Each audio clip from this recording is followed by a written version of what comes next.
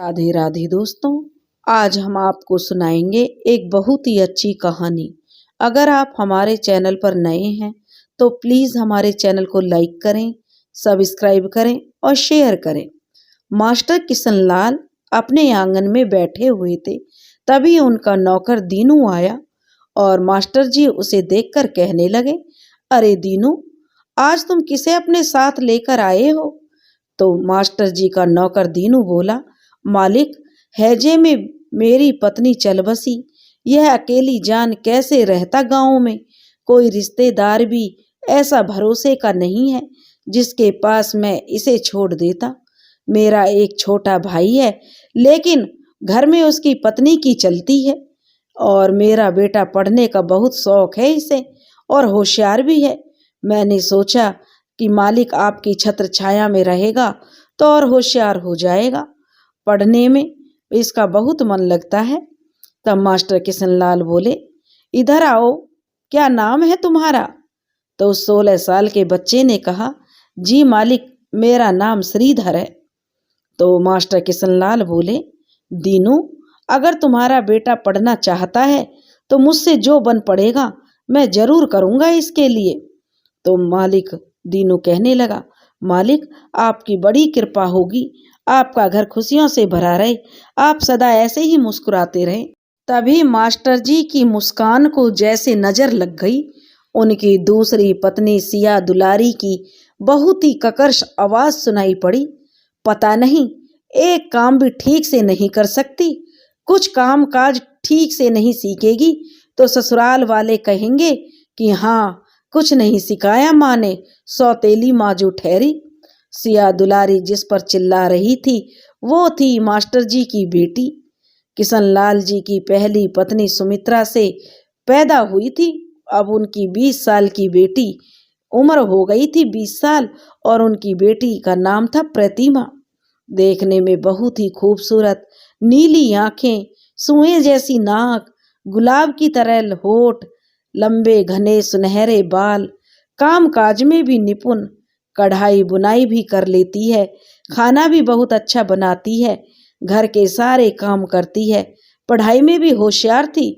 लेकिन 12वीं पढ़ने के बाद सौतेली माँ ने घर के कामों के लिए उसकी पढ़ाई बंद करवा दी। फिर भी सौतेली माँ दिन भर उसके ऊपर कुड़ करती ही रहती है। तभी किशनलाल जी ने आवाज दी, अरे भाग्यवान, किसके ऊपर चिल्ला रही हो? कभी कभी प्यार से भी बात कर लिया करो। तो कहने लगी, अपनी फूटी किस्मत को कोस रही हो जी। भगवान ने ना जाने कौन से जन्म का बैर निकाला है जो तुमसे ब्याह दी गई, और लिखा ही क्या है मेरी फूटी किस्मत में सिवाय रोने के। तभी मास्टर जी ने प्रतिमा को आवाज दी, प्रतिमा बेटा, यहाँ तो आना। तो प्रतिमा बोली, आई पिताजी। प्रतिमा बाहर आई तो श्रीधर उसे देखता ही रह गया। इतनी सुंदर लड़की उसने कभी गांव में नहीं देखी थी। मास्टर किशनलाल बोले, देखो प्रतिमा, ये श्रीधर है। मेरा कोई पुराना कुर्ता और धोती पड़ा हो तो इसे दे देना। देखो इसके कपड़े कैसे फटे हुए हैं, और अंदर जाकर कुछ जलपान ले आ, दीनू और श्रीधर के लिए। दोनों भूखे हैं, और हाँ, थोड़ा ज्यादा खाना बना लिया करो। अब श्रीधर भी यहीं रहेगा अपने बाबा के साथ। तो प्रतिमा कहने लगी, जी पिताजी। प्रतिमा ने एक नजर श्रीधर की ओर देखा और अंदर चली गई। थोड़ी देर बाद कुछ पूड़ी, कचौड़ी और सब्जी लेकर बाहर आई और बोली, लीजिए दीनू काका। दोनों बाप बेटे सुबह के भूखे थे। दोनों ने मिलकर खाना खाया और दीनू बोला, अब हम अपनी नौकरों वाली झोपड़ी में जाते हैं और मैं गाय को देखता हूँ, उसे दाना पानी देकर गोबर साफ किए देता हूँ। इतना कहकर दीनू और श्रीधर चले गए। छोटा सा कस्बा है रामपुर, जहाँ मास्टर किशनलाल रहते थे। कस्बा छोटा जरूर था, लेकिन स्कूल और कॉलेज की सुविधा वहाँ पर थी। मास्टर किशनलाल का पूरा नाम किशनलाल उपाध्याय है। सरकारी स्कूल में नौकरी लग गई तो सब लोग सम्मान में मास्टर जी कहने लगे। ऐसा नहीं है कि उन्हें रुपए पैसे की दिक्कत थी इसलिए सरकारी नौकरी कर रहे हैं, बस उन्हें बच्चों को पढ़ाने का बहुत शौक था। कस्बे में उनका गांव ज्यादा दूर नहीं है, लेकिन माँ बाप की अकेली संतान थे और माँ बाप के जाने के बाद कौन से नाते रिश्तेदार सगे होते हैं, इसलिए गांव छोड़कर कस्बे में आ गए और वहीं मास्टर जी बन गए।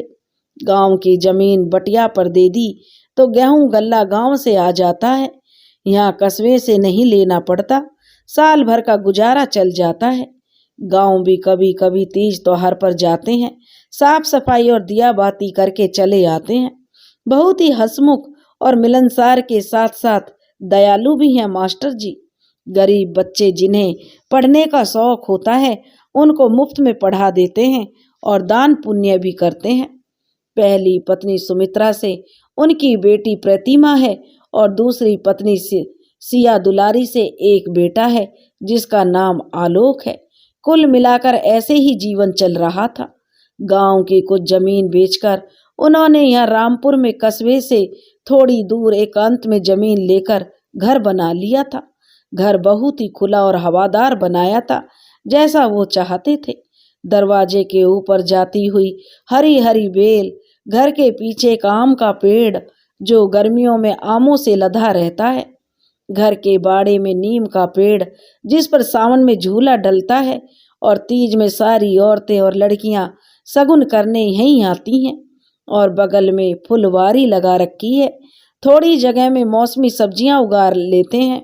घर के सामने थोड़ी दूरी पर एक गौशाला बना रखी है जिसमें एक गाय और एक भैंस पाल रखी है। गौशाला के बगल में एक कमरा बना हुआ है जिस पर टीन छाया है, जहां दीनू रहता है। वो गौशाला और फुलवारी की देखभाल करता है। जलपान करके श्रीधर और दीनू अपने कमरे में पहुंचे, आराम किया। शाम हुई तो दोनों बाहर आए। दीनू बोला, जा अंदर से चारपाई ले आ और बैठ जा, मैं अभी जानवरों को देख कर आता हूँ। दाना पानी देकर गोबर उठाकर अभी आया।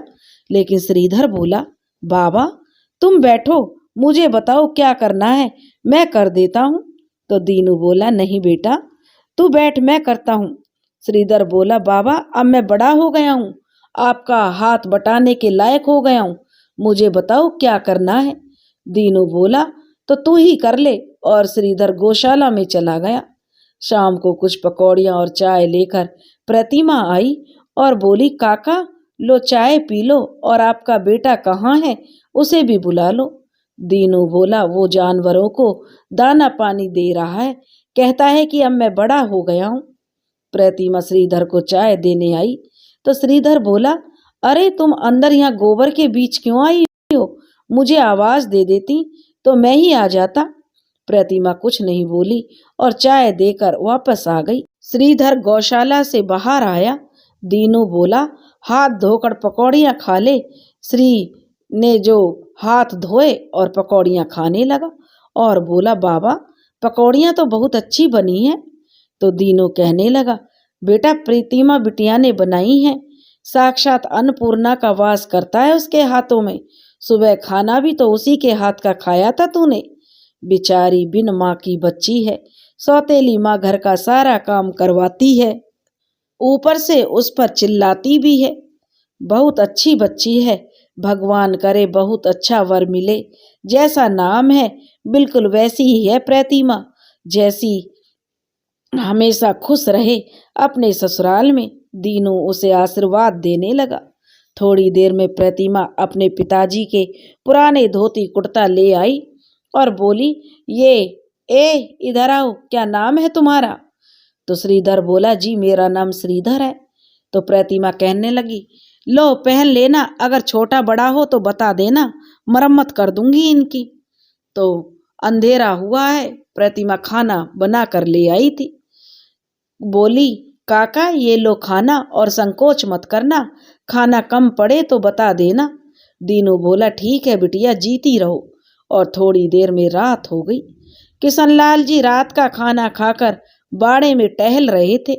उन्होंने देखा श्रीधर बाहर चारपाई डालकर उस पर लालटेन रखकर पढ़ रहा था। एक ही चारपाई है तो दीनू अंदर जमीन पर लेटा होगा, मास्टर जी ने सोचा। तभी उन्होंने श्रीधर को आवाज दी। श्रीधर उनके पास आया। किशनलाल जी बोले, तुम आज से हमारे घर के बरामदे में पढ़ा करो। वहाँ बिजली का बल्ब लगा है और तख्त भी पड़ा हुआ है। लालटेन की रोशनी में आंखें फोड़ने की जरूरत नहीं है। एक मच्छरदानी भी दे देते हैं, आराम से रात को यहीं रहो। श्रीधर बोला, ठीक है मालिक। और मालिक कहने लगे, सुनो, मालिक मत कहो, सब हमें मास्टर जी कहते हैं, तुम भी वही कहो। तो श्रीधर ने हाँ में गर्दन हिलाई और चला गया। दूसरे दिन की बात सिया दुलारी को पता चली तो किशन लाल जी से बोली, हाँ करते रहो भलाई, हमने तो धर्मशाला खोल रखी है, सबके बांटते रहो, बन जाओ राजा हरिश्चंद्र, मैं तो छक गई तुमसे। तो मास्टर जी कहने लगे, अरे भाग्यवान, बांटने से कभी घटता नहीं, गरीबों की दुआएं मिलती हैं। किशन लाल जी बोले तो कहने लगे, कभी तो खुश हो जाया करो, तुम कभी खुश होती ही नहीं हो। तो सिया दुलारी बोली, तुम कभी खुश रहने दोगे तभी तो खुश रहूंगी। सुबह का समय था। प्रतिमा नाश्ता लेकर आई और बोली, काका नाश्ता कर लो, आज चने की दाल की पूड़ी और लौकी का रायता है, साथ में लहसुन की चटनी भी है, रात में खाना तो कम नहीं पड़ा था। तो दीनू बोला, हाँ बिटिया, थोड़ा बहुत कम पड़ गया था, लेकिन काम चल गया था। तो प्रतिमा बोली, ए सुनो। श्रीधर ने नहीं सुना तो प्रतिमा ने आवाज दी कि तुम बहरे हो क्या? तो श्रीधर बोला, नहीं, मेरा नाम ए नहीं है, मेरा नाम श्रीधर है। तो प्रतिमा बोली, अच्छा, जो भी तुम्हारा नाम है, तुम मेरे साथ घर के अंदर चलो और तुम खाना वहीं खा लिया करो, काका बेचारे भूखे रह जाते हैं। श्रीधर खड़ा रहा। तो प्रतिमा बोली, अब चलो, मेरा मुंह क्या देख रहे हो? श्रीधर बोला, पहले कहो कि खाना खाने अंदर चलो। प्रतिमा खींच पड़ी और कहने लगी, हाँ महाराज जी, घर के अंदर पधारिए, भीतर नाश्ता आपका इंतजार कर रहा है। श्रीधर बोला, हाँ अब ठीक है। और कहने लगा, हाँ भाई। प्रतिमा बोली, बहुत एहसान होगा तुम्हारा मुझ पर, जो तुम मेरा पकाया हुआ भोजन करोगे। श्रीधर घर के अंदर आ गया और घर को बहुत ध्यान से देखने लगा। घर अंदर से बहुत सुंदर था, बीच में आंगन और अगल बगल चारों दिशाओं में कमरे। प्रतिमा उसे रसोई से बरामदे में ले गई और बोली, यहाँ बैठ जाओ। तभी दूसरे कमरे में से आवाज आई। पूछा, कौन आया है प्रतिमा? तो प्रतिमा बोली, माँ श्रीधर है, शाम को दोनों के लिए खाना कम पड़ गया था तो मैंने श्रीधर को यहीं बुला लिया। तो सिया दुलारी बोली, ठीक है, खाना अच्छे से खिला देना। सिया दुलारी वैसे दिल की बुरी नहीं थी, बस अपने बेटे से परेशान रहती थी, इसलिए इतना कुड़कुड़ करती थी। आलोक आए दिन चोरियां करता, घर पर उसकी संगत भी अच्छी नहीं थी। अभी सिर्फ 17 साल का था, लेकिन परसों रात घर आया था तो सिया दुलारी को शराब की बदबू आ रही थी उससे, लेकिन वो टाल गई, क्योंकि मास्टर जी सुनेंगे तो बहुत परेशान हो जाएंगे उससे। कभी तो बता देती है और कभी कभी छुपा जाती है। क्या करे, माँ जो ठहरी ममता के आगे विवश हो जाती है। प्रतिमा ने श्रीधर को बिछौना दिया और वो बिछाकर वहीं बैठ गया। तब तक प्रतिमा नाश्ता ले आई और बोली, लो खाओ, कुछ जरूरत हो तो बता देना, ज्यादा संकोच मत करना। श्रीधर कहने लगा, ठीक है। जब श्रीधर खा चुका तो प्रतिमा बोली, तुम बहुत अकड़ू हो, मैं तुमसे बड़ी हूँ और तुम मुझसे कैसे बातें करते हो? वैसे तुम्हारी उम्र क्या होगी? तो श्रीधर बोला, जी मैं 16 साल का हूँ। तो प्रतिमा बोली, अच्छा जी, मेरी उम्र 20 साल है तो तुम मुझसे 4 साल छोटे हो, तो क्या हुआ, तुम मुझ पर धौंस जमाओगी? श्रीधर ने जवाब दिया। तो प्रतिमा बोली, भलाई का तो जमाना ही नहीं है। क्यों, मैं तुमसे अपना सिर फोड़ रही हूँ? खाना खा लिया ना? खाना खा लिया तो अब जाकर अपना काम करो, प्रतिमा बोली और श्रीधर चला गया। अब रोज का यही क्रम बन गया था। श्रीधर आता, प्रतिमा उसे खाना खिलाती। अब मास्टर किशन लाल श्रीधर को रोज पढ़ाने लगे। श्रीधर सारी चीजें आसानी से समझ लेता, दिमाग का तो वो तेज था, लेकिन उसे संस्कृत में परेशानी होती थी, वो भी संस्कृत व्याकरण में, सबसे ज्यादा खासकर रूप याद करने में। जब बहुत ज्यादा परेशान हो गया तो मास्टर जी से बोला, मास्टर जी और सब मैं आसानी से पढ़ लेता हूँ, लेकिन संस्कृत मेरे बस की नहीं है। इसका कोई और विकल्प हो तो बताइए। मास्टर जी हंस पड़े और बोले, बेटा संस्कृत तो पढ़नी पड़ेगी। तुम ऐसा करो, प्रतिमा से पढ़ो। संस्कृत में वो बहुत होशियार थी। उसके हमेशा संस्कृत में 90-95% अंक आते थे।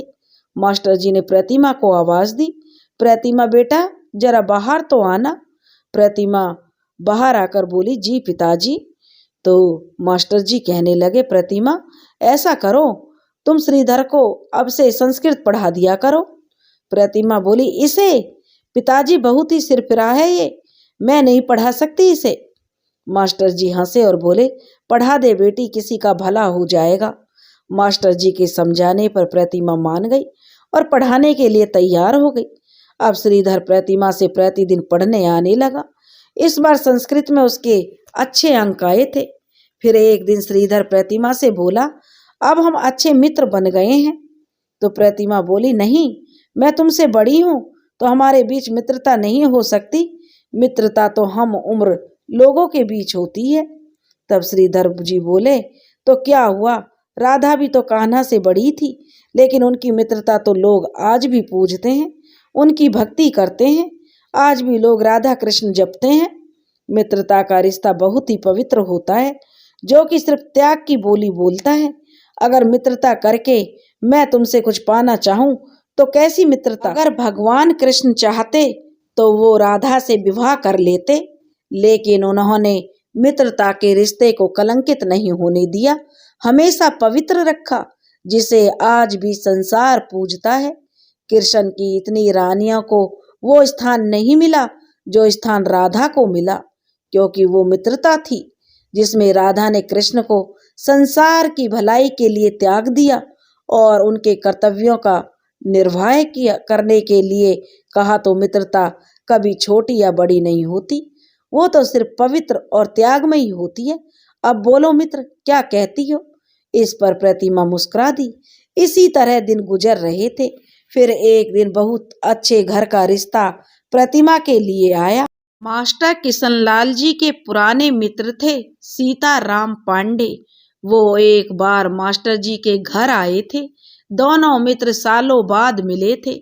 किसी विवाह में अचानक ही मुलाकात हो गई थी दोनों की, तो मास्टर जी ने उन्हें अपने घर आमंत्रित कर लिया। दोनों ने प्रतिमा के हाथ का खाना खाया और देखा कि प्रतिमा घर के कामों में कितनी सुघड़ है और साथ में सुंदर भी है, तो उन्होंने उसे अपने बड़े बेटे के लिए पसंद कर लिया। यह खबर मास्टर जी ने घर में सुनाई कि प्रतिमा को मेरे मित्र ने अपने बड़े मित्र के लिए पसंद कर लिया है। सिया दुलारी बोली, पूरी बात खुलकर बताओ जी, लड़का क्या करता है, परिवार कैसा है? बिटिया को ऐसे ही थोड़े बिना जांचे परखे किसी से भी विवाह कर देंगे? लोग तो यही कहेंगे ना, सौतेली माँ है ना। तो मास्टर जी बोले, अरे चुप करो भाग्यवान, सब बताता हूँ। तो सिया दुलारी बोली, बताइए। तो मास्टर जी बोले, अच्छा परिवार है, खूब खेती बाड़ी है, गांव में बड़ी सी परचून की दुकान है, बड़ा लड़का शशिकांत फौज में है, छोटा बेटा छोटी सी बात पर घर छोड़कर 2 साल पहले न जाने कहाँ भाग गया, अब तक ना लौटा। इसी दुख में मित्र की पत्नी की आंखों की रोशनी चली गई। एक छोटी बेटी है जो बाल विधवा है, इसलिए मित्र ने अपने बेटे का कम उम्र में विवाह नहीं किया। लड़का सुंदर और संस्कारी है, और क्या चाहिए भला? मैं विवाह में मिल चुका हूं उससे। जब तुम्हें पसंद आ गया, सिया दुलारी कहने लगी, तो मुझे क्या आपत्ति हो सकती है भला? हाँ, बोल दो लड़के वालों को, एक बार लड़का लड़की देख जाए तो हम भी एक नज़र लड़का देख लेंगे। तो मास्टर जी कहने लगे, यह सब बातें जो दोनों की जो प्रतिमा दरवाजे के पीछे खड़ी सुन रही थी और मन ही मन मुस्कुरा रही थी। उसने अपने मन में कुछ कल्पनाएं सजा ली और उन्हें मुस्कुराहट का रूप दे दिया। श्रीधर रात का खाना खाने गया तो उसे प्रतिमा खुश दिखाई दी। उसने कुछ नहीं पूछा, वो खाना खाकर चला आया। रात को जब अपने सारे काम निपटाकर प्रतिमा श्रीधर को बरामदे में पढ़ाने गई तो श्रीधर ने पूछ लिया, मित्र आज बड़ी प्रसन्न लग रही हो, क्या बात है? पिताजी कह रहे थे कि मेरे लिए एक रिश्ता आया है, वो उस दिन जो चाचा जी आए थे ना, उनके बड़े बेटे का। तो श्रीधर बोला, अच्छा तो यह बात है। उसके चेहरे को देखकर लग रहा था जैसे उसे अच्छा नहीं लगा हो। प्रतिमा शर्माते हुए बोली, कुछ नहीं, ऐसे ही। तो श्रीधर बोला, नहीं बताना तो मत बताओ। तो प्रतिमा बोली, ऐसी बात नहीं है, तुम्हें नहीं बताऊंगी तो किसे बताऊंगी? पिताजी कह रहे थे कि मेरे लिए एक रिश्ता आया है, वो उस दिन जो चाचा जी आए थे ना, उनके बेटे का। तो श्रीधर बोला, अच्छा तो यह बात है। लेकिन उसके चेहरे को देखकर लग रहा था कि उसको अच्छा नहीं लगा। तो श्रीधर बोला, अब तुम ससुराल चली जाओगी अपने इस मित्र को छोड़कर? तो प्रतिमा बोली, तो क्या हुआ, कभी कभी कभी ना कभी तो जाऊंगी ही। इसी तरह 2-4 दिन बीत गए। 2-4 दिन बाद मास्टर जी ने सिया दुलारी से कहा कि लड़का देखने आने वाला है कल प्रतिमा को। उन लोगों ने संदेशा भिजवाया है, देखना सारा इंतजाम अच्छे से हो जाए, किसी चीज की कमी ना हो, और जो कम पड़ रहा है वो श्रीधर से आज ही मंगवा लेना, कल के भरोसे मत बैठना। सिया दुलारी बोली, ठीक है जी। दूसरे दिन सुबह सुबह सिया दुलारी दरवाजा लीपने बैठी। मास्टर जी बोले, घर तो सारा पक्का बना हुआ है, लेकिन तुम्हारा लीपने का शौक नहीं गया, जो बाहर आकर अपना शौक पूरा कर रही हो। सिया दुलारी बोली, जी कैसी बातें करते हो जी, बिटिया को लोग देखने आने वाले हैं, थोड़ा सगुन कर रही हूँ, पुराने रीति रिवाज थोड़े ही भूल जाऊंगी, आखिर माँ हूँ उसकी, सौतेली ही सही। इतना कहकर सिया दुलारी की आंखें भर आईं। फिर प्रतिमा को आवाज दी, प्रतिमा इधर तो आना। प्रतिमा बोली, क्या बात है माँ? तो सिया दुलारी कहने लगी, अच्छा तूने स्नान कर लिया ना, तो तू ऐसा करना, यहाँ दरवाजे पर चौक पूर कर थोड़े फूल चढ़ा दे, और ऊपर वाली मंजिल पर जाकर भंडार घर से कुछ अचार पापड़ बड़ियां वगैरह निकाल ले, और कुछ ऐसा खाना बना ले ताकि सबको जल्दी भूख ना लगे, क्योंकि बाद में हम लोगों को मेहमानों के लिए खाना बनाना है, फुर्सत नहीं मिलेगी, क्योंकि मेहमान पता नहीं कब तक आए। मैं ये काम निपटा कर नहाकर फिर लगती हूँ रसोई में, बहुत कुछ बनाना है, बहुत काम पड़ा है। तो प्रतिमा कहने लगी, ठीक है। इधर प्रतिमा ने सबके लिए नाश्ते में आलू की तरी वाली सब्जी, हलवा पूड़ी बना लिए। माँ के बताए हुए सारे काम निपटा मास्टर जी को नाश्ता देकर दीनू को नाश्ता देने गई, और श्रीधर से बोली, चलो तुम भी खा लो। श्रीधर बोला, तुम चलो मैं आता हूँ। श्रीधर अंदर आया और बैठ गया। वो अनमने ढंग से खा रहा था। तभी प्रतिमा 2-3 साड़ियां लेकर आई और बोली, मित्र शाम को कौन सी वाली साड़ी पहनूं, मेरे ऊपर कौन सी अच्छी लगेगी? श्रीधर बोला, मुझे नहीं पता, और खाना बिना खाए ही उठकर चला गया। प्रतिमा को श्रीधर का ऐसा व्यवहार अखर गया और उसकी आंखों से 2 बूंद आंसू टपक गए। दोपहर तक लड़के वाले आ गए। खातिरदारी और देखा सुनी के बाद दोनों परिवारों के बीच रिश्ता पक्का हो गया। लेकिन अब प्रतिमा और श्रीधर के बीच बातचीत बिल्कुल सी बंद सी हो गई थी। श्रीधर खाना खाने आता, प्रतिमा परोस देती, वो खाकर चला जाता। अब प्रतिमा उसे पढ़ाती भी नहीं थी। अब विवाह का मुहूर्त भी निकल आया था। विवाह की तैयारियां जोर शोर से चल रही थी। दहेज का सामान भी तैयार होने लगा था। शादी को अब 15 दिन ही रह गए थे, लेकिन अभी भी श्रीधर और प्रतिमा के बीच बोलचाल बंद थी। शादी को 1 हफ्ता ही बचा था कि एक अनहोनी हो गई। आलोक का कर्जा बहुत बढ़ गया था। कर्जदार उसे धमकियां देने लगे थे। वो अब जुआ भी खेलने लगा था। फिर एक रात उसने प्रतिमा की शादी के लिए बनवाए हुए गहने चुरा लिए, और कुछ गहने उसने गौशाला में छुपा दिए, और रातों रात कर्जा चुकाकर घर भी आ गया। सुबह सब उठे, खोजबीन शुरू हुई, पुलिस को बुलाया गया। तो आलोक को एक उपाय सूझा। एकाएक आलोक ने कहा कि मैं रात में जब घर लौटा था तो श्रीधर गौशाला में कुछ कर रहा था। पुलिस ने गौशाला की तलाशी ली, गहने मिल गए, सारा इल्जाम श्रीधर पर लग गया। श्रीधर के हाथों में जैसे ही हथकड़ियां लगी, दीनू ने बस इतना कहा कि मुझे तुझसे यह उम्मीद नहीं थी, तूने मेरी वफादारी पर कलंक लगा दिया। और दीनू को दिल का दौड़ा पड़ गया। श्रीधर बहुत रोया और ऐसे ही हथकड़ियां लगे हुए उसने अपने बाबा का अंतिम संस्कार किया। मास्टर जी को पूरा भरोसा था कि श्रीधर चोरी जैसा तुच्छ कार्य नहीं कर सकता।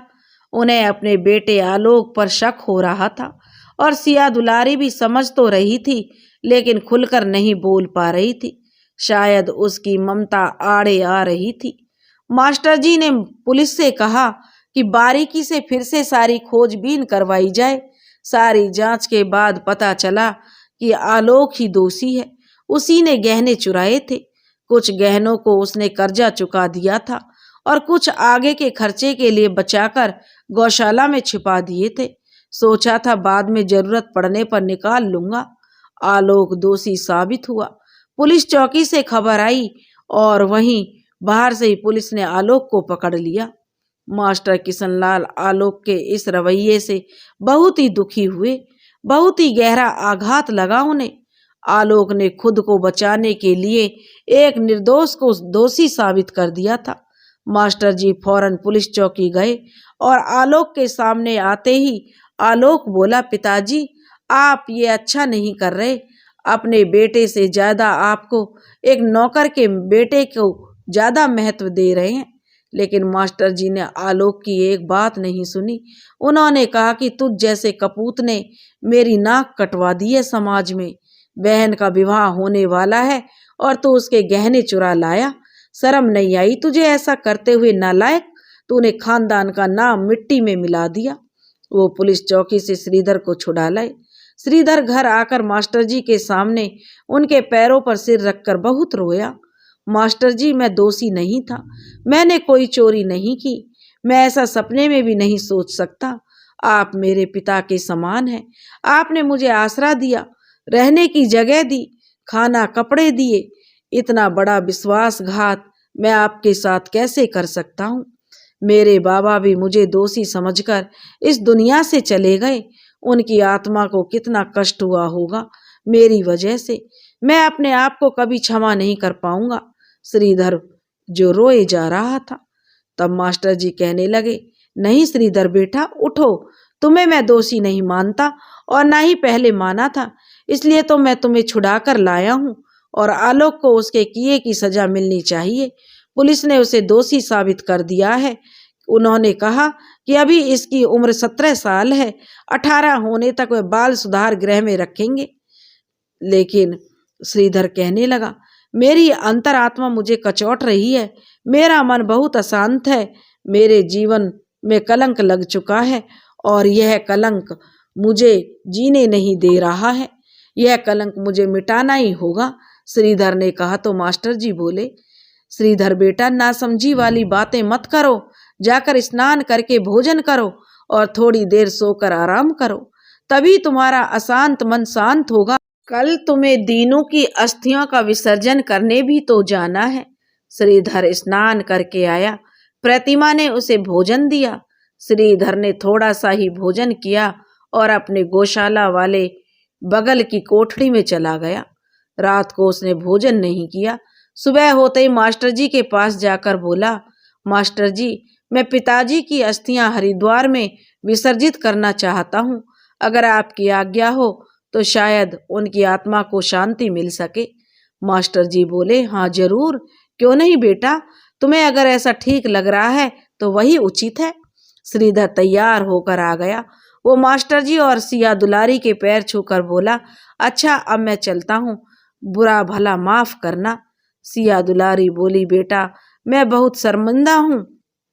तो श्रीधर कहने लगा, आप शर्मिंदा क्यों होती हैं माँ जी, यह तो सब ऊपर वाले की मर्जी थी, शायद मेरी किस्मत में यही लिखा था। मास्टर जी ने कुछ रुपए निकालकर जो अपने कुर्ते की जेब से निकाले और श्रीधर को देते हुए बोले, लो बेटा यह रख लो, सफर में काम आएंगे। सिया दुलारी बोली, बेटा कुछ खाकर जाओ, तो श्रीधर बोला, भूख नहीं है माँ जी। और वहीं खड़ी प्रतिमा ने सुना और भागकर अंदर से कुछ नाश्ता बांध कर ले आई और श्रीधर से बोली, लो जब भूख लगे तब खा लेना और ब्याह तक तो वापस आ जाओगे ना। तो श्रीधर बोला, पता नहीं। और इतना कहकर श्रीधर वहां से चला गया। जब तक श्रीधर आंखों से ओझल नहीं हो गया, प्रतिमा उसे आंसू भरी आंखों से निहारती रही। कहते हैं ना, जीवन में अचानक कुछ ऐसा हो जाता है कि उस दिन के बाद इंसान ज्यादा समझदार और गंभीर हो जाता है। ऐसा ही श्रीधर और प्रतिमा के साथ हुआ था। उन्हें एक दूसरे से अपनेपन की बात मुंह से बोलने की जरूरत नहीं थी। दोनों बस एक दूसरे की आंखें देखकर ही एक दूसरे के मन की बात समझ गए। दोनों ने पहले की तरह बहस नहीं की। आज प्रतिमा का विवाह है और श्रीधर उस दिन के बाद वापस नहीं आया। उस दिन उसकी बातों से प्रतिमा को यही लगा था कि वो शायद श्रीधर को आखिरी बार देख रही है। अब वो श्रीधर से शायद कभी नहीं मिल पाएगी। उसका मन उदास हो गया। शाम को प्रतिमा दुल्हन के रूप में बहुत सुंदर लग रही थी। सिया दुलारी ने देखकर अपनी आंखें मूंद ली और बोली, कहीं मेरी बेटी को मेरी ही नजर न लग जाए। फौरन काजल लाकर काला टीका लगा दिया और फिर अंदर गई। कुछ गहने लेकर आई और बोली, मैं कुछ बचत करके तेरे लिए कुछ गहने बनवाए थे बेटी, मुझे गलत मत समझना। बेटी, मुझे डर था कि दुनिया जहान तेरे बारे में कुछ उल्टा सीधा ना सोचे। शानी बेटी है, बहुत संभाल कर रखना पड़ता है, इसलिए मैंने तेरी पढ़ाई छुड़वा दी थी। मैं चाहती थी कि तू घर के काम काज में पारंगत हो जाए, इसलिए तुझसे काम भी करवाती थी, ताकि कल को ससुराल वाले यह ना कह पाएं कि सौतेली माँ थी तो बेटी को कुछ नहीं सिखाया। भगवान तुझ जैसी बेटी सबको दे। मैं तो भगवान से यही प्रार्थना करती हूँ कि तू अगले जन्म में भी मेरी कोख से पैदा हो तो मैं धन्य हो जाऊं। हे तेरी माँ जो तुझ जैसी लक्ष्मी को जन्म दिया। इतना कहकर सिया दुलारी रोने लगी। तेरी माँ बड़ी धन्य थी। और तभी प्रतिमा भी माँ को की इतनी प्रेम भरी बातें सुनकर सिया दुलारी के गले लगकर फूट फूट कर रोने लगी। कल तू मेरा घर सूना करके चली जाएगी बेटी, मैं कैसे रहूंगी तेरे बगैर। सिया दुलारी उसको गले लगाकर प्रतिमा को रोए जा रही थी। घूंघट ओढ़े लाल जोड़े में सजी दुल्हन, लाल चूड़ियों और सोने के कंगन से भरी कलाइयां, मेहंदी रची हथेलियां, बिछिया और पायल के साथ महावर लगे सुंदर पैर दुल्हन के द्वार पर प्रवेश किया। दुल्हन ने द्वार पर प्रवेश किया। द्वार छिकाई के लिए दूल्हे की बहन को तलाशा जा रहा था। तभी सीताराम पांडे अपनी नेत्रहीन पत्नी पार्वती से कहने लगे, अजी सुनती हो, गुंजा कहाँ है? जल्दी से द्वार छिकाई की रस्म पूरी कर दें, बहू भी थक गई होगी, ताकि अंदर जाकर आराम कर सके। पार्वती बोली, अभी तो यहीं थी, पता नहीं कहाँ चली गई ये लड़की। लड़की भी ना इतनी पागल है, जानती है कि भाभी आ गई है, फिर भी पता नहीं कहाँ छुप कर बैठी है। तभी एक बच्ची ने आकर बताया, गुंजा दीदी तो ऊपर वाले कमरे में है। मुझसे बोली किसी से मत बताना कि मैं यहाँ हूँ। इतना सुनकर पांडे जी ऊपर गए और गुंजा को लेकर आए। तभी नेत्रहीन पार्वती ने पूछा, कहाँ रह गई थी? दुल्हन कब से द्वार पर खड़ी है, द्वार छिकाई की रस्म करनी है और तेरा कुछ पता नहीं।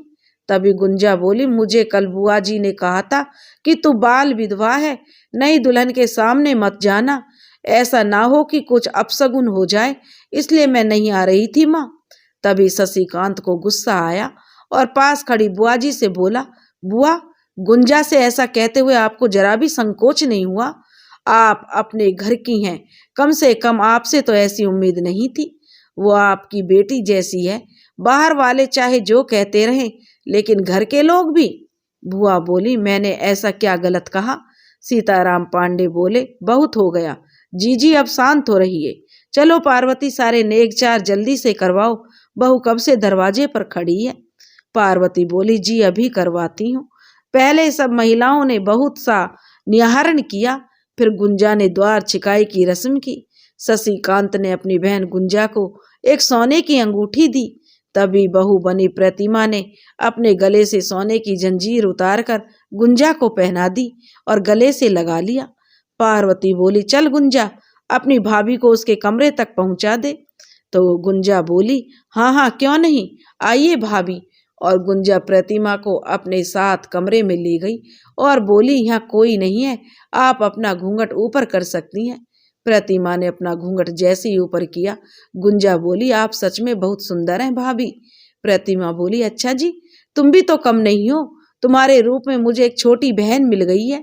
प्रतिमा ने गुंजा को गले से लगा लिया। तो गुंजा ने पूछा, भाभी आप मुझसे कितने साल बड़ी हैं? तो प्रतिमा ने पूछा, वैसे तुम्हारी उम्र क्या है? तो गुंजा बोली, यही कोई 16 साल होगी। 16 साल सुनकर प्रतिमा को कोई याद आ गया। क्या हुआ भाभी, अचानक कहाँ खो गई? गुंजा कहने लगी। तो प्रतिमा बोली, कुछ नहीं, कोई याद आ गया जो बिल्कुल तुम्हारे जैसा ही था। तो गुंजा बोली, अच्छा ये बताइए भाभी, अभी आप क्या खाएंगी? भूख तो लगी होगी, संकोच मत करिए, मैं आपके लिए वही बना कर लाती हूँ। तो प्रतिमा बोली, अरे रहने दो, परेशान मत हो। गुंजा बोली, अरे बताइए ना भाभी। तो प्रतिमा बोली, तो ठीक है, मूंग की दाल और रोटी खाना चाहती हूँ, साथ में कटे प्याज, हरी मिर्च और नींबू हो तो मजा ही आ जाए। तो गुंजा बोली, बस इतना सा, खोदा पहाड़ और निकली चुईया, बस आप यहीं बैठिए, मैं बस थोड़ी देर में लेकर आती हूँ। रात हुई, गुंजा ने प्रतिमा को तैयार करके सुहाग सेज पर बैठा दिया। शशिकांत के आते ही वह कमरे से चली गई। शशिकांत ने प्रतिमा का घूंघट ऊपर किया और बोला, मैं पहले तुमसे कुछ पूछना चाहता हूँ, पहले तुम्हारा दोस्त बनना चाहता हूँ, बाद में पति। प्रतिमा ने कहा, हाँ पूछिए। तो वह कहने लगा, तुम शादी में इतना परेशान और उदास क्यों लग रही थी? माना कि माँ बाप का घर छूटने पर हर लड़की को दुख होता है, लेकिन तुम मुझे कुछ ज्यादा ही उदास दिखी। तब प्रतिमा कहने लगी, हाँ आप ठीक कह रहे हैं। और प्रतिमा ने सारी बात शशिकांत को बता दी और बोली, वो ब्याह में नहीं था इसलिए अच्छा नहीं लग रहा था। शशिकांत बोला, बस इतनी सी बात? मुझे लगा पता नहीं ऐसा क्या है जिससे तुम परेशान हो। मुझे लगा कि ऐसा तो नहीं कि तुम्हारी शादी मुझसे जबरदस्ती हो रही हो और तुम परेशान हो। वैसे मैं तुम्हें पसंद तो हूं ना? तो प्रतिमा ने मुस्कुराते हुए कहा, हाँ में सिर हिला दिया। और शशिकांत ने प्रतिमा का हाथ पकड़कर अपने सीने से लगा लिया। उधर श्रीधर अपने बाबा की अस्थियां विसर्जित करने हरिद्वार गया था और फिर वहीं का हो गया, वापस ही नहीं लौटा। हरिद्वार से ऋषिकेश पहुंचा और वहां किसी योग गुरु के आश्रम में रहने लगा।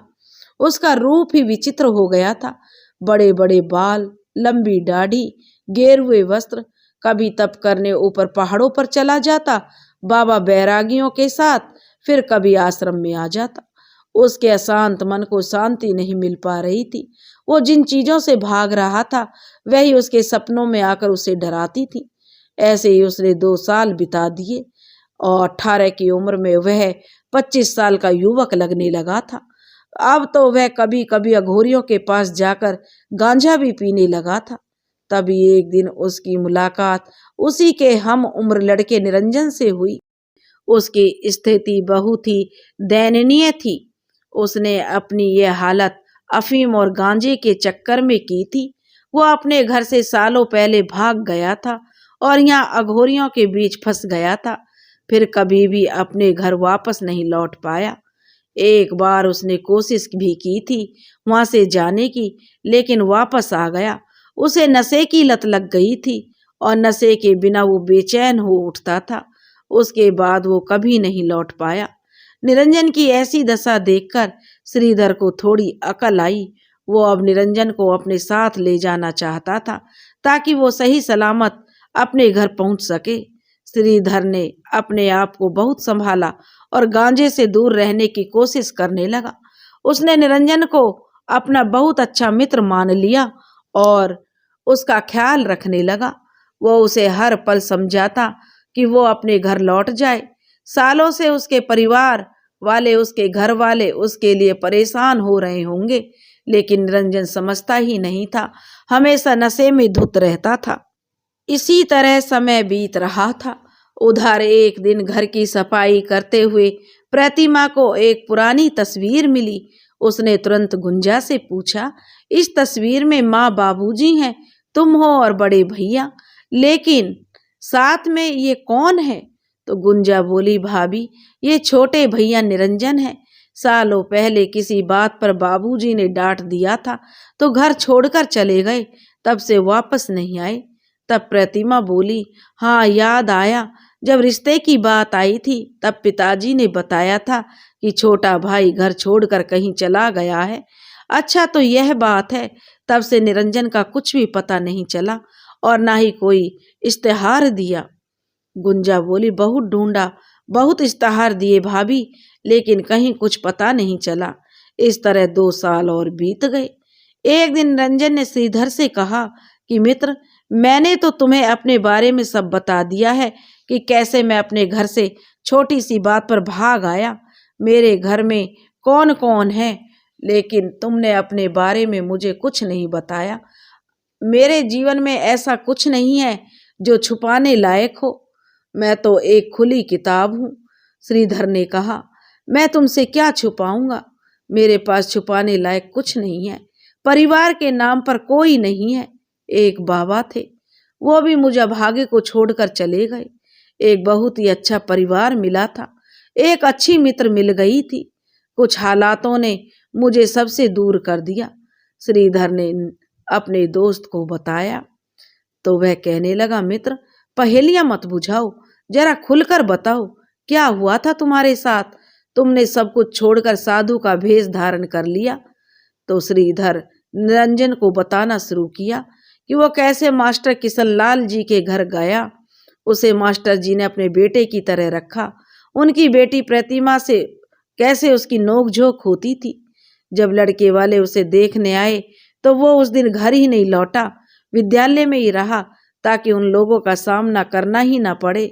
मुझे लड़के के बारे में जानने में दिलचस्पी थी और ना ही घर वालों में, और ना ही मैंने बाद में कुछ जानने की कोशिश की, और मैंने तो प्रतिमा से बात करना भी बंद कर दिया। फिर वो चोरी वाली दुर्घटना हो गई और मुझे पुलिस पकड़ कर ले गई। उसके बाद मास्टर जी ने मुझे छुड़ाया। बाबा भी नहीं रहे थे, प्रतिमा का भी विवाह हो रहा था, तो फिर मैं इधर उधर रहकर करता भी क्या। बाबा की अस्थियां विसर्जित करने के बहाने मैं इधर आ गया, फिर कभी वापस नहीं गया। अच्छा मित्र, ये बताओ कहीं तुम प्रतिमा से प्रेम तो नहीं करने लगे? निरंजन ने पूछा। तो वह कहने लगा, इसी कारण तुम्हारे मन में ईर्ष्या उत्पन्न हुई हो? निरंजन ने फिर पूछा। तो वह कहने लगा, नहीं मित्र, इस नजरिए से तो मैंने कभी सोचा ही नहीं था। पता नहीं शायद, परंतु वो अजब ही एहसास होता था। जब प्रतिमा मेरे साथ होती थी तो मुझे बड़ा अच्छा लगता था। उसकी सारी बातें मुझे अच्छी लगती थी। उसके साथ लड़ना झगड़ना सब भाता था मुझे। जब वो मुझे पढ़ाती तो मैं चुपके चुपके उसकी नजरें बचाकर उसे देखा करता था। तुम्हारे कहने के बाद लगता है शायद वो प्रेम ही था। जब वो मेरे साथ थी तब समझ नहीं आया, लेकिन अब वो मुझसे दूर जाने लगी तो उससे दूर जाने के डर से ही शायद मैं डर गया और मैंने उससे बातें करना बंद कर दिया। हाँ, शायद ये प्रेम हो सकता है मित्र। श्रीधर ने कहा, मित्र वो प्रेम ही था, तुम मानो या न मानो। निरंजन ने भी श्रीधर से कहा। तो सिया दुलारी उधर आज बहुत खुश थी। अभी अभी प्रतिमा के ससुराल से कोई संदेशा लेकर आया था कि वो नानी बन गई हैं। उसने खुश होकर आवाज लगाई, मास्टर जी खबर आई है, हम नाना नानी बन गए हैं, प्रतिमा बिटिया को बेटा हुआ है। मास्टर जी खुश होकर आए और बोले, तो खड़ी क्यों हो, मुंह तो मीठा कराओ। सिया दुलारी बोली, जी अभी लाई, और ये लो जी भर के खाओ मिठाई, और हाँ बरहु पूजने का भी न्योता आया है संदेशे के साथ। जल्दी से प्रतिमा के बच्चे और परिवार वालों के लिए कुछ ना कुछ गहने कपड़े खरीदने होंगे। अब तो मुझे कोई कष्ट नहीं, हमारा आलोक भी उस घटना के बाद सुधर गया है। बस अब कोई अच्छी सी लड़की मिल जाए तो उसकी शादी करा दूं, फिर मैं भी गंगा नहाऊं। सिया दुलारी कहने लगी और बहुत ही धूमधाम से जो प्रतिमा के बेटे का बरहो हुआ। बेटे का नाम आकाश रखा गया, लेकिन शशिकांत नहीं आ पाया, उसे फौज से छुट्टी नहीं मिली थी। प्रतिमा बेटे के लिए खुश थी और पति के लिए उदास, लेकिन ये उदासी गुंजा अच्छी तरह समझती थी। उसने अपनी भाभी की मनोदशा को भली भांति समझा और प्रतिमा को संतावना दी। सब अच्छे से निपट गया। मास्टर जी आते समय प्रतिमा से मिले, बोले बेटा जब दामाद जी की छुट्टी हो तो मुझे खबर कर देना, आलोक का ब्याह करना है। अब वो सुधर गया है तो उसे एक कपड़े की दुकान करवा दी है, अब ठीक से काम भी कर रहा है। 2-3 अच्छी लड़कियां तो नजर में हैं, कोई पसंद आती है तो संदेशा भिजवा देंगे। प्रतिमा बोली ठीक है पिताजी, इससे अच्छा और क्या हो सकता है कि आलोक सुधर गया है। अब जब ये वापस आएंगे तो मैं आपको खबर कर दूंगी। फिर मास्टर जी बोले अच्छा बेटी अब मैं चलता हूँ। अच्छा, तो प्रतिमा ने नन्हे से आकाश जो कि बगल में लेटा हुआ था उससे बोली आकाश बेटा नाना जी जा रहे हैं। तो वे बोले नन्हे आकाश को छोड़ने का मास्टर जी का मन तो बिल्कुल नहीं था। वे कहते हैं कि असल में जायदा कहते हैं ना कि मूल से जायदा ब्याज प्यारा होता है। जब शशिकांत को छुट्टी मिली तो प्रतिमा ने शशिकांत के आने की खबर अपने मायके पहुंचवा दी। तभी मास्टर जी ने आलोक का विवाह भी तय करवा दिया। सह परिवार प्रतिमा अपने मायके आलोक के विवाह में पहुंची, लेकिन जब भी वह गौशाला की ओर देखती उदास हो जाती। शशिकांत भी उसके मन की बात समझ रहा था। सिया दुलारी बहुत खुश हुई बिटिया दामाद को देखकर, और आकाश की तो बलैया लेकर ही नहीं थकती थी। उसने तुरंत नाती को पहली बार मिलने पर उसकी छोटी छोटी कलाइयों में सोने के घुंघरू वाले चूड़े पहनाए। अब वो ही उसकी मालिश करना नहलाना धुलाना करती, दिन भर उसको अपने साथ रखती। आलोक का विवाह हो गया, नई दुल्हन घर में आ गई। सब नेगाचार होने के बाद प्रतिमा 2-4 दिन रुककर सह परिवार वापस आ गई। बहुत दिन हो गए थे। सिया दुलारी बोली ए जी जाओ जरा बिटिया और नाती से मिलाओ, कैसे हैं जरा पता करो। मास्टर जी बोले ठीक है कल ही चला जाता हूँ। दूसरे दिन मास्टर जी प्रतिमा के घर पहुंचे। द्वार पर गुंजा आकाश के साथ खेल रही थी। मास्टर जी को देखते ही गुंजा बोली अरे चाचा जी आप अंदर चलिए, मैं आपके लिए पानी लेकर आती हूँ। तभी आकाश बोल पड़ा ठहरो बुआ, मैं लाता हूँ नाना जी के लिए पानी, अब मैं बड़ा हो गया हूँ। माँ कहती है अब मैं 5 साल का हो गया हूँ और समझदार भी हो गया हूँ। आकाश की ऐसी बातें सुनकर मास्टर जी ने उसे गोद में उठा लिया और अंदर आ गए। अंदर आकर आकाश बोला देखो दादाजी कौन आया है। नाना जी आए हैं, मैं अभी माँ को बता कर आता हूँ। इतना कहकर आकाश अपनी माँ के पास चला गया। तभी सीताराम जी अपनी छड़ी के सहारे आगे आकर बोले आइए मास्टर जी, आपने अपना ये क्या हाल बना लिया है समधी जी, आपने तो रो रो कर अपनी आंखें ही खराब कर ली। मास्टर जी बोले तो वे कहने लगे अब क्या बताऊं मास्टर जी, आपसे तो घर के हालात कुछ छुपे नहीं है। सालों पहले छोटा बेटा घर से भाग गया था तो उसकी माँ की रोते रोते आंखों की रोशनी चली गई, और जिसका बड़ा और होनहार बेटा लड़ाई के मैदान में शहीद हो जाए, ऐसे बाप के दिल पर क्या गुजरेगी। वही हमारे पूरे परिवार का सहारा था। बाल विधवा बेटी और एक विधवा बहू को देखकर एक बाप क्या करेगा, रोएगा नहीं तो क्या करेगा। ये सब छोड़िए, अब जैसी भगवान की इच्छा उसकी मर्जी के आगे किसकी चलती है। आप जाइए और बहू से मिल लीजिए। तब तक गुंजा मास्टर जी के लिए जलपान ले आई और गुंजा बोली आप भाभी के कमरे में चलिए, मैं वहीं जलपान लेकर चलती हूँ। विधवा रूप में प्रतिमा को देखकर मास्टर जी का मन भर आया। बहुत कष्ट होता है उसे ऐसे रूप में देखकर। कैसी दिखती थी मेरी प्रतिमा, अब देखो उसके चेहरे की तो जैसे रौनक ही चली गई है। 2 साल हो गए शशिकांत को गए हुए, घर की हालत तो देखो सब जैसे बिखर सा गया है। बस ऐसे ही मन में विचार करते हुए मास्टर जी एक रात रुककर बेटी से मिलकर वापस चले गए। निरंजन और श्रीधर की मित्रता को 5 साल हो गए हैं।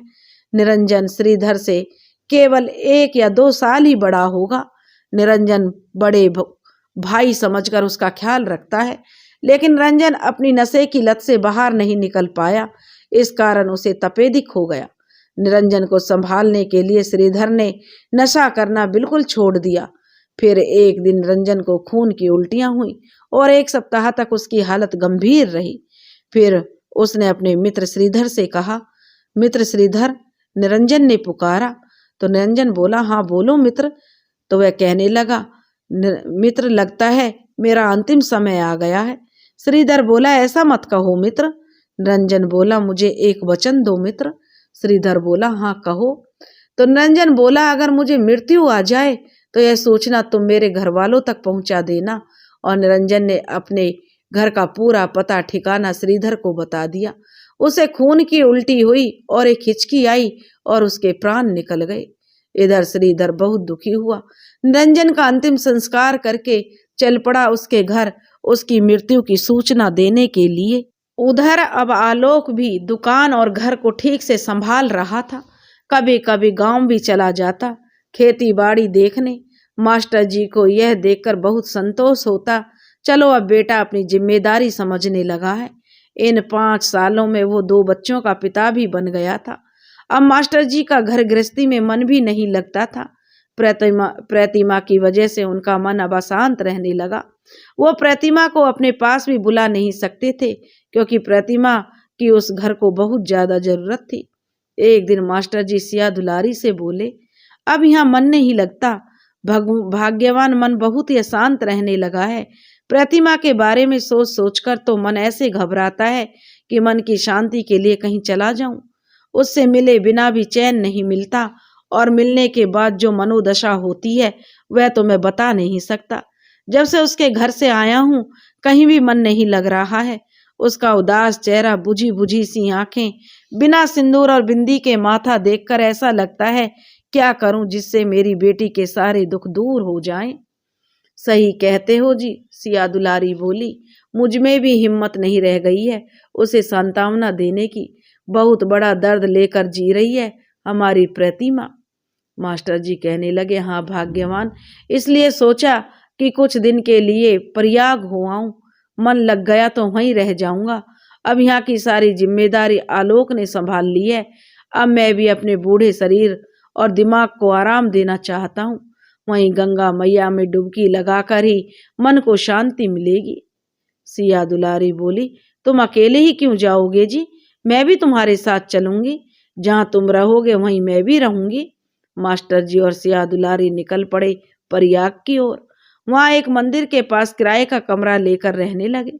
कुछ दिन रहने के बाद उनका वहीं मन लग गया। मास्टर जी मंदिर में गरीब बच्चों को बुलाकर पढ़ा देते।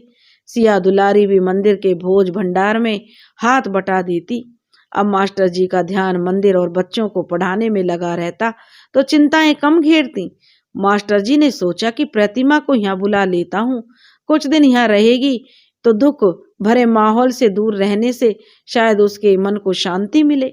मास्टर जी पता ठिकाना लिखकर प्रतिमा को चिट्ठी भेज दी, लेकिन प्रतिमा ने आने से मना कर दिया कि बहुत सी जिम्मेदारियां हैं उस पर, वह नहीं आ सकेगी। एक दिन सुबह सुबह गुंजा दरवाजे पर झाड़ू लगा रही थी, तभी श्रीधर पहुंचा। श्रीधर ने गुंजा से पूछा, यह सीताराम पांडे जी का घर है? गुंजा ने कहा, हाँ जी। आप कौन हैं? किससे मिलना है? श्रीधर बोला, मैं निरंजन का मित्र हूँ। निरंजन के बारे में कुछ बताना है। तो गुंजा बोली, जी अंदर आइए, जो कुछ कहना है पिताजी से कहिए। श्रीधर घर के अंदर चला गया और गुंजा बोली, बाबूजी यह आपसे मिलने आए हैं। नेत्रहीन सीताराम जी बोले, जी कौन? तो श्रीधर बोला, जी मैं निरंजन। तो इससे आगे वह बोलने ही वाला था कि मैं निरंजन का मित्र। वैसे ही सीताराम जी श्रीधर को गले लगाकर रोने लगे। तू वापस आ गया निरंजन? कहाँ चला गया था हम सबको छोड़कर? अजी सुनती हो, देखो तुम्हारा निरंजन वापस आ गया। पार्वती रोते हुए भाग कर आई।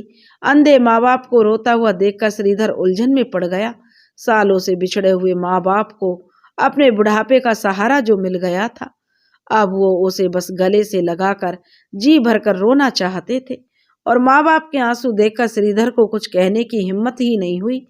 वह जब माँ बाप को रोते रोते जी भर गया तो वे बोले गुंजा से, ये तेरा बिछड़ा भाई है, तूने पहचाना नहीं? जा अपनी भाभी से मिलवा दे। श्रीधर ने गुंजा से इशारे में कहा कि मैं निरंजन नहीं हूँ। तब गुंजा ने भी इशारे से कहा कि अभी चुप रहो। श्रीधर को प्रतिमा के कमरे में ले जाते हुए गुंजा ने पूछा, आप निरंजन भैया के मित्र हैं, क्या कहने वाले थे निरंजन भैया के बारे में? श्रीधर बोला, जी निरंजन मेरे मित्र थे। गुंजा बोली, मित्र थे मतलब? क्या मतलब है इसका? तो वह कहने लगा, अब वो इस दुनिया में नहीं रहे। बहुत ज्यादा नशा करने के कारण उनके सीने में दर्द रहने लगा था और उनके फेफड़े खराब होने लगे थे। फिर भी उन्होंने नशा करना बंद नहीं किया। फिर उन्हें खून की उल्टियां होने लगी। जांच करने पर उन्हें पता चला कि उन्हें तपेदिक हो गया है। उनकी हालत में कोई सुधार नहीं हुआ। एक दिन उनकी तबीयत ज्यादा खराब हो गई और वे हम सबको छोड़कर चले गए। उन्होंने मुझसे वचन लिया था कि यह सूचना मैं आप लोगों से मिलकर आप लोगों तक पहुंचा दूं, इसलिए मैं यहाँ आ गया। लेकिन आपके माँ बाबूजी ने मुझे ही निरंजन समझ लिया। आपने भी उन्हें कुछ नहीं बताने दिया।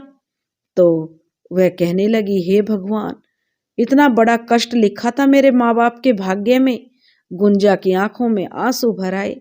मैं सालों से खोए हुए बेटे की आशा में माँ को रोते रोते मेरी माँ ने अपनी आंखें खो दी, आंखों की रोशनी गंवा दी। बूढ़े माँ बाप का बुढ़ापे का एकमात्र सहारा बड़े भैया भी नहीं रहे, वो भी फौज में शहीद हो गए। दिन रात रोने से बाबूजी की आंखें भी चली गईं। रही जवान विधवा भाभी को देखकर कलेजा मुंह को आता है। कितना बड़ा कष्ट लेकर जी रही है बेचारी।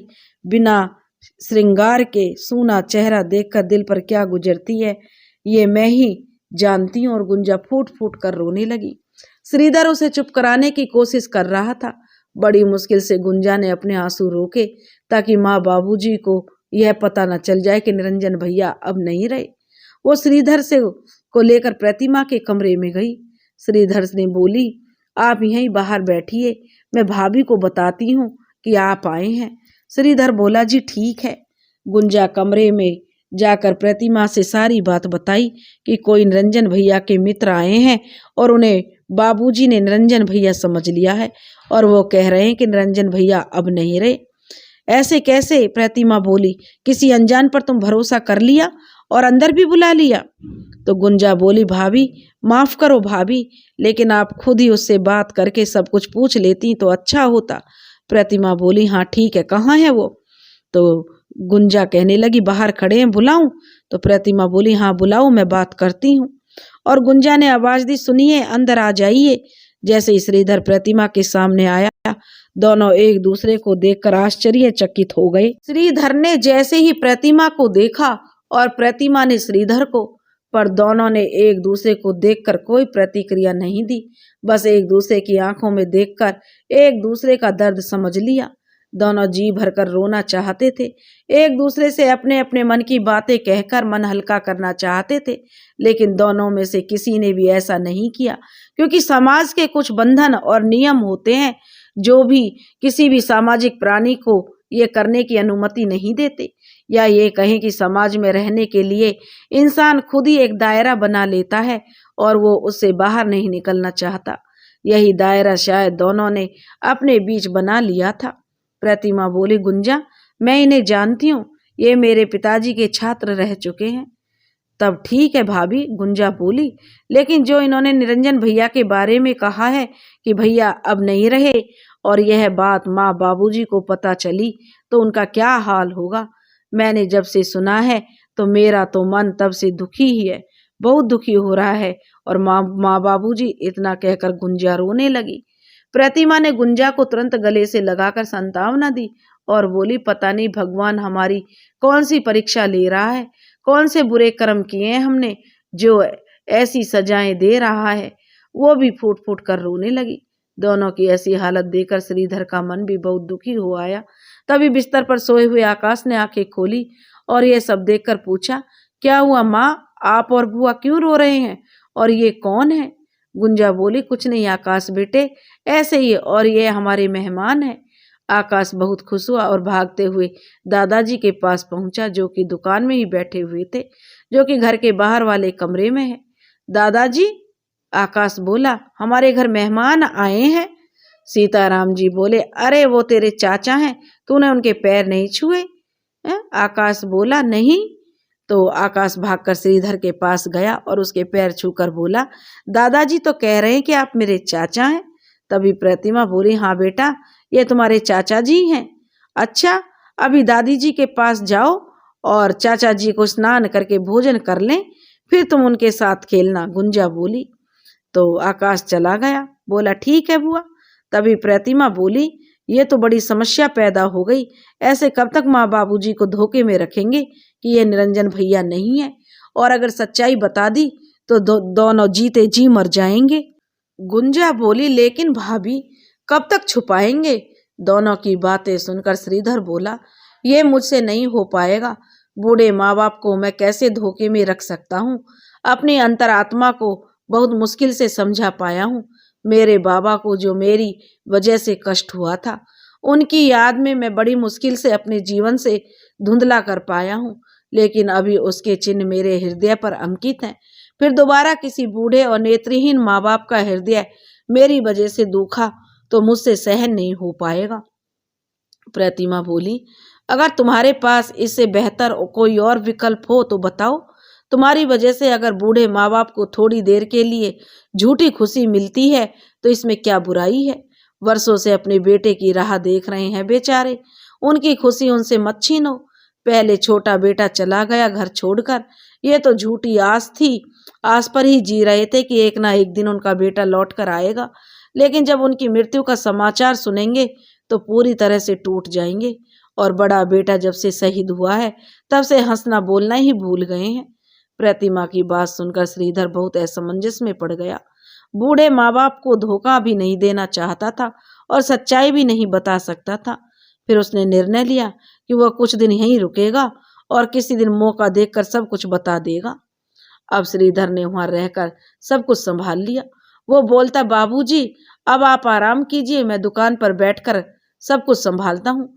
श्रीधर के दुकान को संभालते ही दुकान अच्छे से चलने लगी, क्योंकि वो दुकान में अच्छे से अच्छा सामान रखता, लेन देन भी समय पर करता, और भी जो लोग माल देने आते थे उनसे भी अच्छे संबंध हो गए। अब दुकान भी बहुत मुनाफे में चलने लगी। वह समय समय पर गांव जाकर खेती बाड़ी भी देख आता। अब पार्वती और सीताराम जी के चेहरे पर थोड़ी थोड़ी मुस्कुराहट लौट आई थी। उन्हें अब अपना सहारा जो मिल गया था, धीरे धीरे अपने दुख भूलने लगे थे। और जब अब आकाश दिन भर श्रीधर के पास ही रहता, चाचा जी ये करो, चाचा जी वो करो। श्रीधर भी उसकी शरारतों से कभी तंग ना होता, बड़े ही दुलार से उसे संभालता। लेकिन इन सब से प्रतिमा ने कुछ बातें गौर की कि गुंजा और श्रीधर के दिल के तार धीरे धीरे जुड़ने लगे थे। श्रीधर ने कभी गुंजा से कुछ कहा नहीं, लेकिन बात प्रतिमा की पार की नजरों से छुप नहीं पाई। प्रतिमा के दिल को भी सुकून मिला कि चलो गुंजा का कोई अपना ले तो इससे अच्छा क्या होगा, इसमें कोई बुराई तो नहीं है। वो बाल विधवा है तो उसमें उसका क्या दोष है? फिर वो तो गुड्डे गुड़ियों का कोई खेल तो नहीं था जिसने उसने कभी प्रेम नहीं किया, जिसे दिल में कभी चाहा नहीं, जो बचपन में ही उसे छोड़कर चला गया, भला उसके लिए क्या वो अपना जीवन बर्बाद करे? इसमें कोई बुराई नहीं है। पहले ये बात मुझे श्रीधर से पूछनी होगी, उसकी रजामंदी के बाद ही कोई फैसला लेना होगा। अच्छा है कि गुंजा की जिंदगी सुधर जाएगी। शाम का समय था। गुंजा माँ को लेकर मंदिर गई थी। सीताराम जी दुकान पर बैठे हुए थे। श्रीधर शाम की चाय पीने आया हुआ था। प्रतिमा ने सोचा मौका अच्छा है श्रीधर से गुंजा के विषय में पूछने का। उसने श्रीधर को चाय देते हुए हिम्मत करके पूछ ही लिया कि श्रीधर, तुम्हें गुंजा कैसी लगती है? तो श्रीधर बोला, अच्छी है, स्वभाव अच्छा है, खाना अच्छा बनाती है। तो प्रतिमा बोली, मैंने यह नहीं पूछा, मेरा इरादा तो कुछ और ही है। मैं सीधे सीधे पूछती हूँ, क्या तुम गुंजा से विवाह करोगे? श्रीधर बोला, सच बताऊं प्रतिमा, मैंने कभी सोचा भी नहीं था कि मैं गुंजा से प्रेम करने लगूंगा। लेकिन मैंने तुम्हें जब पहली बार देखा तो तुम मुझे अच्छी लगी थी, लेकिन कहें तो यह महज एक आकर्षण था जो कि उस उम्र में हो जाता है। फिर जब तुम मुझसे बात करने लगी तो यह आकर्षण मित्रता में बदल गया। मुझे लगा हम अब सदैव मित्र रहेंगे, लेकिन अब तुम्हारा जब विवाह तय हुआ तो मुझसे यह एहसास हुआ कि शायद मेरे मन को तुम्हारे लिए मेरे मन में प्रेम उपजने लगा था, और हमारी मित्रता को कलंकित नहीं मैं करना चाहता था। इसलिए मैंने तुमसे बात करना बंद कर दिया और फिर मैं हमेशा के लिए तुमसे दूर होना चाहता था। इसलिए फिर कभी नहीं लौटा, लेकिन भाग्य ने हमें फिर मिला दिया। लेकिन सच मानो वो सिर्फ कच्ची उम्र का आकर्षण था। प्रेम क्या होता है ये मुझे गुंजा से मिलने के बाद पता चला है, और मैं उससे प्रेम करता हूँ, और मैं तुम्हारे और मेरे बीच की मित्रता को कभी नहीं कलंकित करूँगा और नहीं होने दूंगा। तुम्हें याद है प्रतिमा, एक बार मैंने कहा था हमारी मित्रता राधा और कान्हा की तरह है। राधा और कान्हा ने अपने अपने कर्तव्य निभाने के लिए एक दूसरे को छोड़ दिया था। इसी तरह मुझे और तुम्हें भी अपने अपने कर्तव्य निभाने हैं। अपनी मित्रता कायम रखते हुए अब बोलो, फिर से मेरी मित्र और मार्गदर्शक बनोगी? मैं वचन देता हूँ कि अगर मेरा विवाह गुंजा से हुआ तो मैं सदैव उसे खुश रखने का प्रयास करूंगा। प्रतिमा बोली, मैं जैसे दीनू काका को अपने परिवार का सदस्य मानती थी, वैसे ही तुम्हें भी मानने लगी थी, और तुमसे मित्रता के बाद मैं अपने मन की सारी बातें तुमसे कह देती थी। लेकिन मैंने भी तुम्हें सिवाय मित्र की नजर के ही कभी उस नजर से नहीं देखा था, हमेशा मित्र की नजर से देखा था। तुम मुझसे छोटे ही थे, तुमसे प्रेम करने का तो कोई प्रश्न ही नहीं था। मेरे मन में तुम्हारे लिए जो भाव कभी आए ही नहीं। मैंने तो प्रेम सिर्फ शशि जी से किया। जब पिताजी पहली बार रिश्ते की बात लेकर आए थे तो उसकी छवि को मैंने अपने मन मंदिर में बसा लिया था, और अब मुझे जब वो देखने आए तो उनकी छवि वैसी ही थी जैसी मैंने अपने मन मंदिर में बनाई थी। उन्होंने जब मुझे पूरी शादी भर उदास देखा तो उन्होंने यह प्रश्न पूछा था कि वो मुझे पसंद है या नहीं। मैंने हाँ में जवाब देकर तुम्हारे बारे में बिना झिझक सब कुछ बता दिया था। भगवान साक्षी है कि मैंने हमेशा शशि जी से प्रेम किया है, और तुम सिवाय मित्र के और कुछ नहीं, और हमेशा मेरे मित्र रहोगे। प्रतिमा ने एक बार फिर मैं भी यही समझूं? श्रीधर बोला, गुंजा जैसी लड़की से कौन विवाह नहीं करना चाहेगा, और वो बहुत खुशनसीब होगा जिससे उसका विवाह होगा। और ये सब बातें गुंजा भी सुन रही थी और मन ही मन मुस्कुरा रही थी। इतना सुनकर प्रतिमा को बहुत संतोष हुआ, लेकिन माँ बाबूजी तक यह बात कैसे पहुंचाए, इस उधेड़-बुन में लगी हुई थी। प्रतिमा जैसे ही बात करके बाहर निकली, गुंजा शर्माते हुए प्रतिमा से लिपट गई और उसकी आंखों से खुशी के आंसू छलक पड़े। प्रतिमा गुंजा को छेड़ते हुए बोली, अब लगता है जल्दी मुहूर्त निकलवाना पड़ेगा, हमारी ननंद रानी बहुत बेचैन है। और फिर एक दिन कुछ ऐसा हुआ कि डाकिया कुछ फौज के सरकारी कागज लेकर आया और बोला, हस्ताक्षर करके कागज ले लीजिए।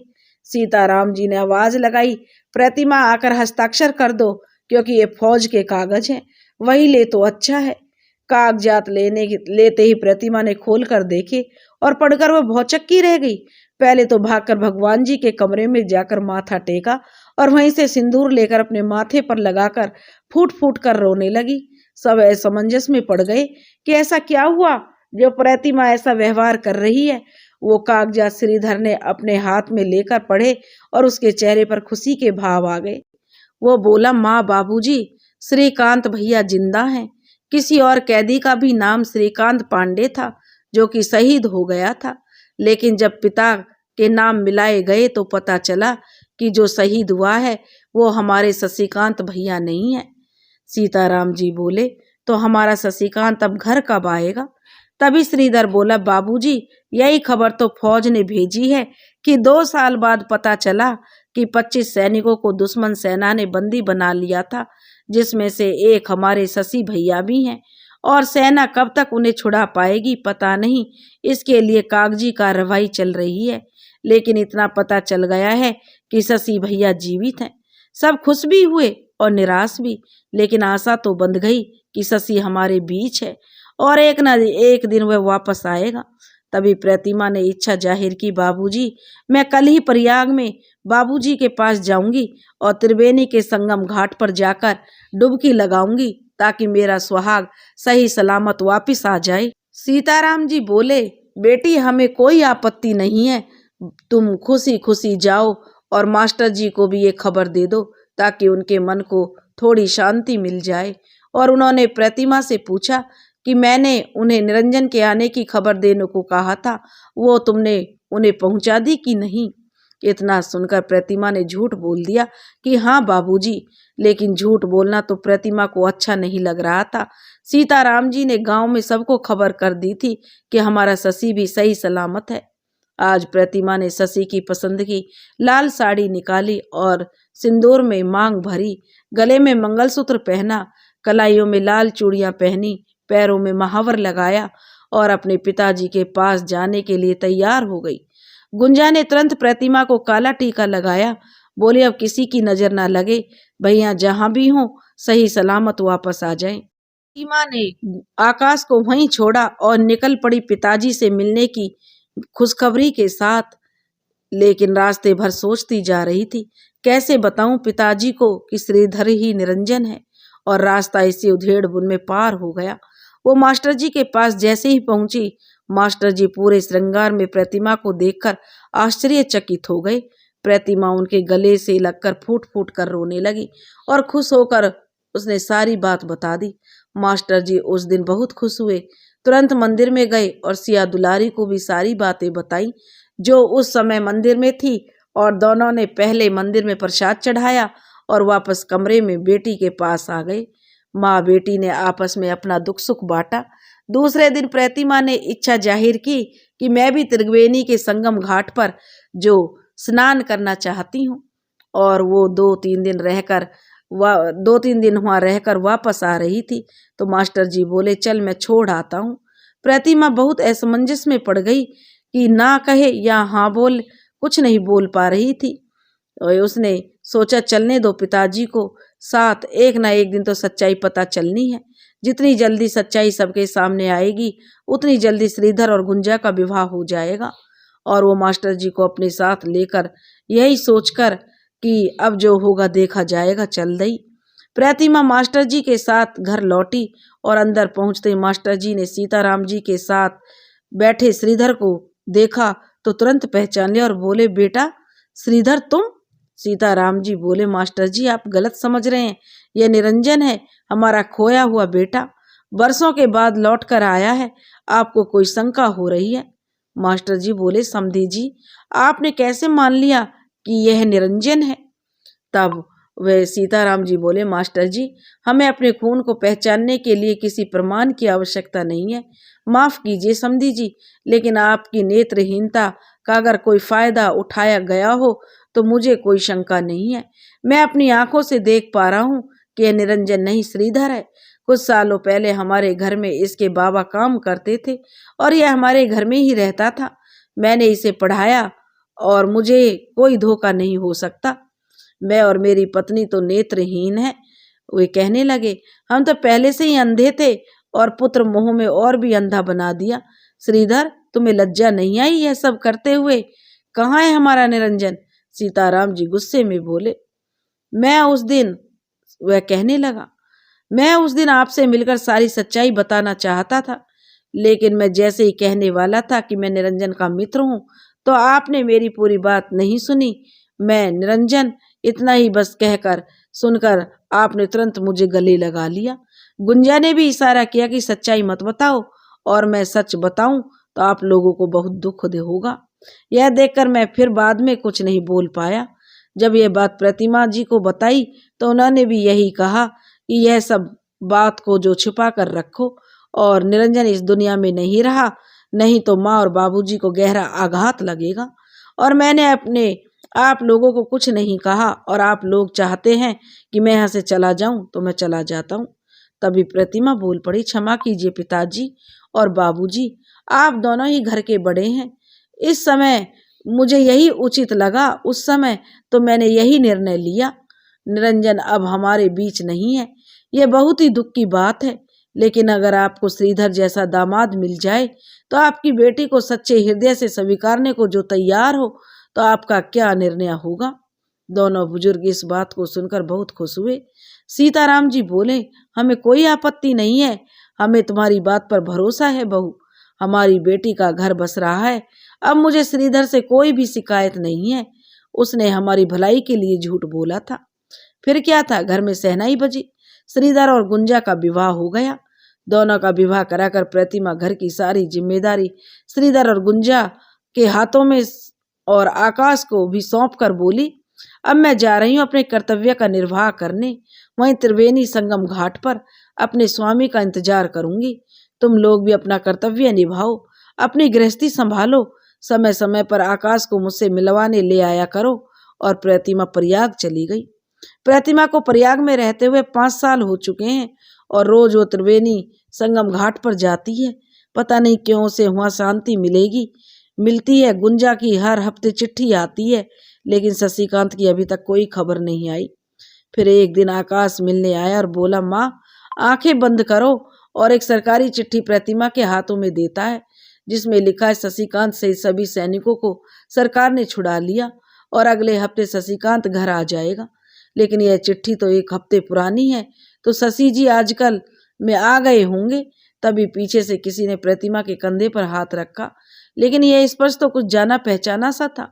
और तभी वो पीछे मुड़ी और देखा शशि मुस्कुरा रहा था, लेकिन उसका एक बाजू नहीं था। वो शशि के गले लगकर फूट फूट कर रो पड़ी। उसने शिकायत की कि कहाँ थे अभी तक, और सारे लोग सामने आ गए। सब शशि के साथ प्रयाग आए हुए थे। गुंजा के 2 बच्चे भी हैं। साथ में इन 5 सालों में बहुत कुछ बदला, लेकिन प्रतिमा की आस नहीं बदली। उसे विश्वास था अपने सुहाग पर कि शशिकांत जी एक न एक दिन जरूर लौट कर आएंगे। इस तरह शशिकांत और प्रतिमा का संगम पर मिलन हो गया। दोस्तों, अगर आपको हमारी कहानी पसंद आई हो तो प्लीज़ हमारे चैनल को लाइक करें, सब्सक्राइब करें और शेयर करें। राधे राधे।